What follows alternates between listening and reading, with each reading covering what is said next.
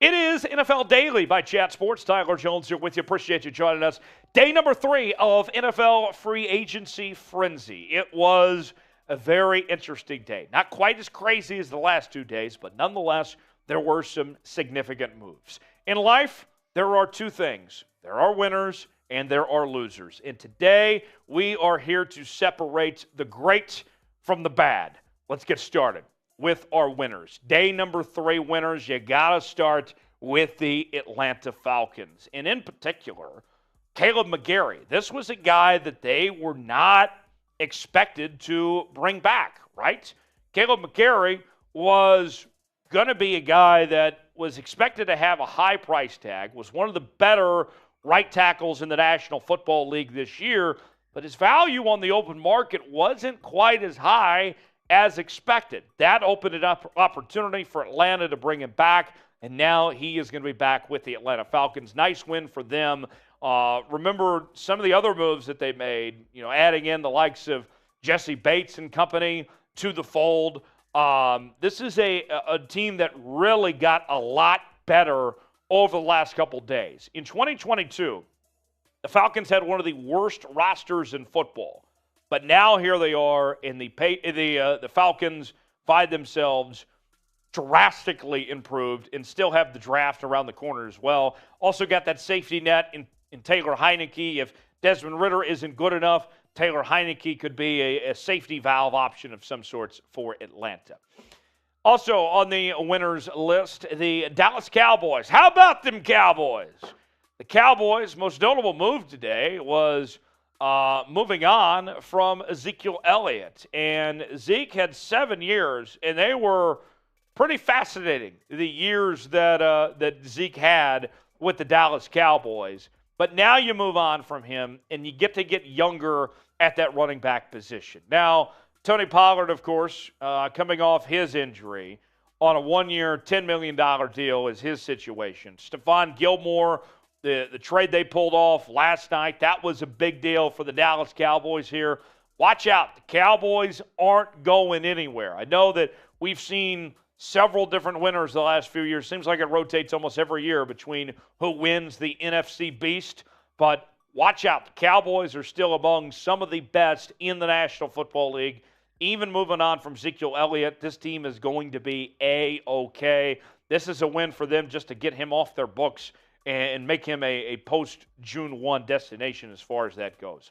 Which team has made the best free agency moves so far to this point? Tell us in the comments section. We've seen some teams be aggressive.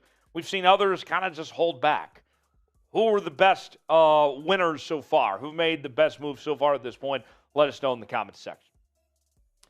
Let's shift gears now to Mile High. The Denver Broncos are the next team on our list, and the Denver Broncos have been one of the biggest spenders so far to this point. We know that they have one of the richest ownership groups we've ever seen in the history of American sports with that Walmart family that's involved here, and they are not holding back on what they have been spending. They started out with Ben Powers at the guard spot. They got Big Mike at the offensive tackle spot. He was a very good find as well. And then you added the likes of Zach Allen, Samaje Perine, even a sneaky good find potentially for the Denver Broncos to be their number 2 running back with a 2-year deal there. And then today, even, Traven Smith, adding him into the fold on a 2-year, $5.5 million deal there.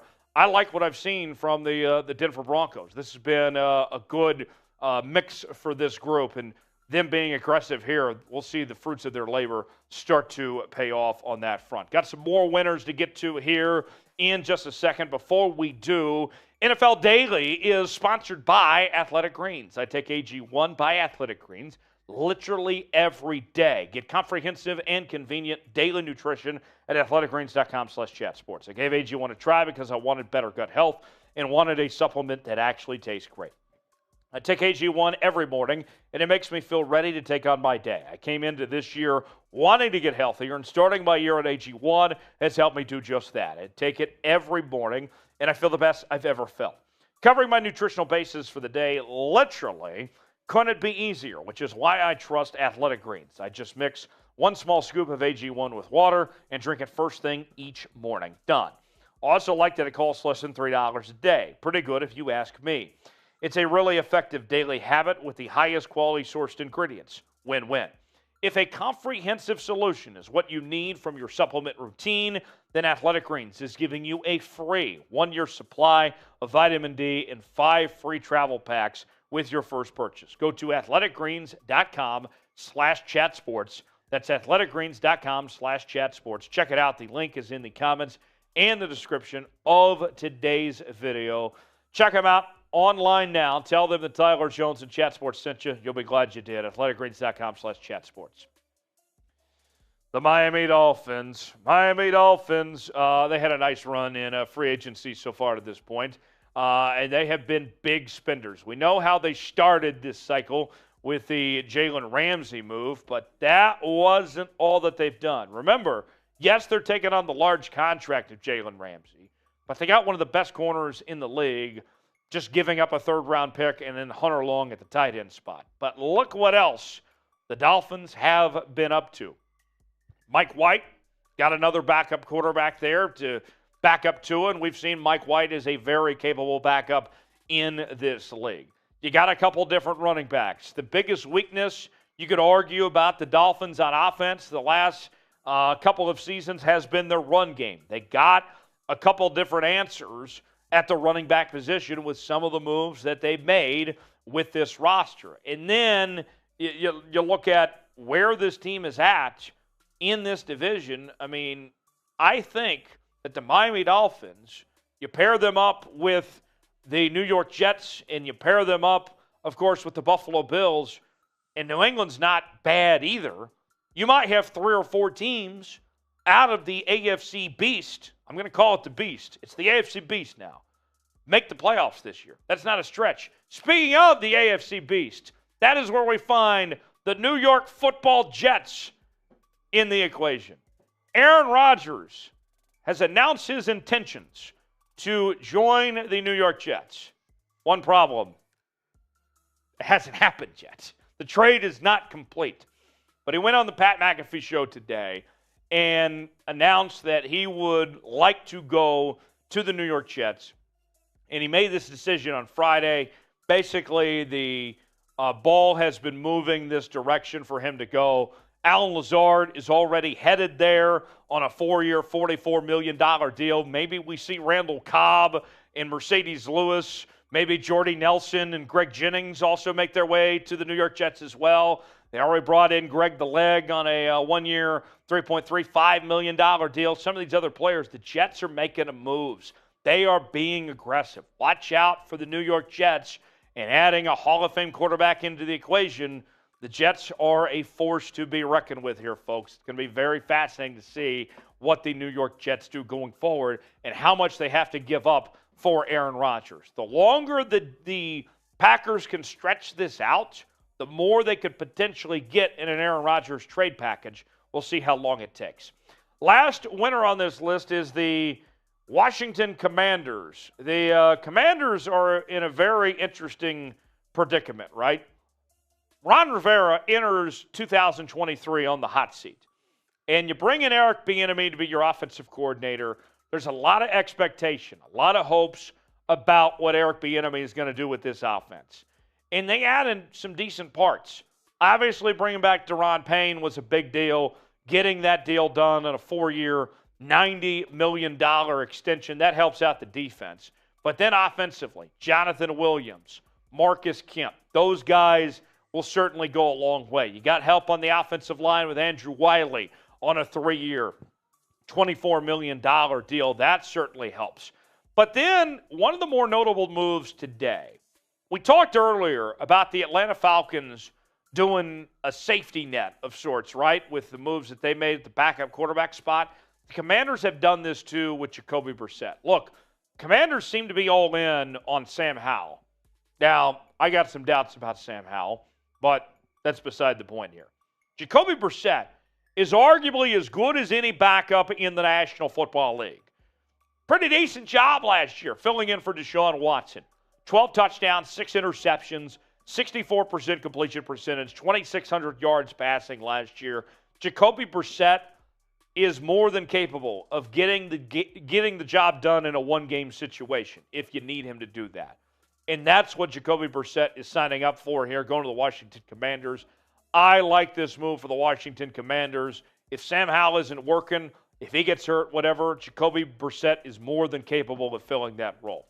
Folks, you got to subscribe to the channel. If you haven't subscribed, what are you waiting for? We got a great team talking about the National Football League. I was on here today doing our live coverage. Marshall Green was here with me, Will Scott, Tom Downey. I mean, it was a lot of fun. We had a great time. We do this thing a whole lot different than everybody else. We got a great team that's working hard behind the scenes, from Sam Brown to Jack Lotteray.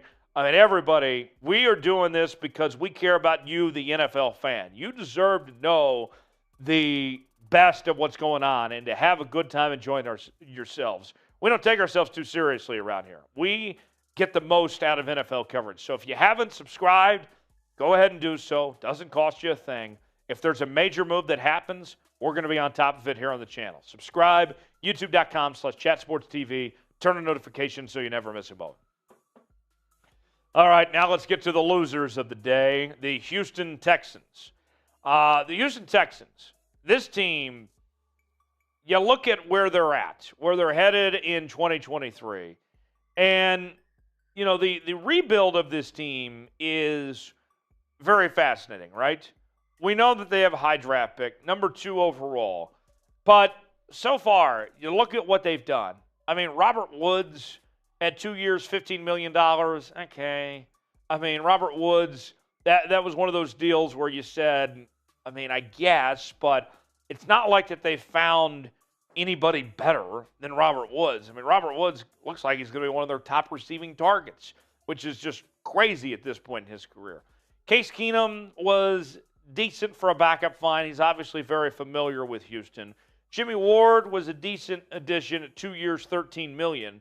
But you got all this cap space that they have to spend. And what are they doing with it? I mean, it feels like right now the Texans are kind of wasting a good opportunity that's in front of them at this point. So there's concerns and rightful concerns about the Houston Texans. Got some more losers to get to, but give me your biggest free agency loser. Who is it in the comments section? Tell me what comes to mind of who the biggest loser for free agency is. Next up, the Las Vegas Raiders. So you already know the last couple days what the Raiders have went through. They went from Derek Carr to Jimmy G, which I've said this before, I'll say it again. It was like going from Chili's to Applebee's. The one thing that they did do good in the Jimmy G front was that his contract is not bad. Okay, $34 million guaranteed, 3 years, $67.5 million. The Marcus Epps deal was nice, but wouldn't you have done better getting a guy like Jordan Poyer potentially? So, I mean, okay, you went the bargain brand shopping there. And then you looked at some of these other guys. Jacoby Myers, 3 years, $33 million. I mean, it feels incomplete. I expected more out of the Raiders in their circumstances. And the Raiders, you think about this. What was the biggest issue with the Raiders last year? It was the defense. They couldn't stop a nosebleed. Is the defense today, on March 15th, that's today's date, right? Is the defense today any better than it was to start free agency? No, they aren't. So that is a huge disappointment for the Las Vegas Raiders. Next up, the Los Angeles Rams. Doesn't it seem like their Super Bowl win was a long time ago? I mean, this is the worst hangover I've ever seen. I mean, take some ibuprofen or something. I mean, wake up, Los Angeles. I mean, you got some serious problems there.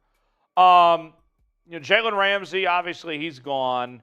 And then Matt Gay, you let go. But, I mean, you didn't have to pay Matt Gay, so I guess that's fine compared to when Indianapolis paid him. But there's just no additions. What have they done? They've done nothing. Absolutely nothing. What happened to the Rams team that said F them picks and was buying every player?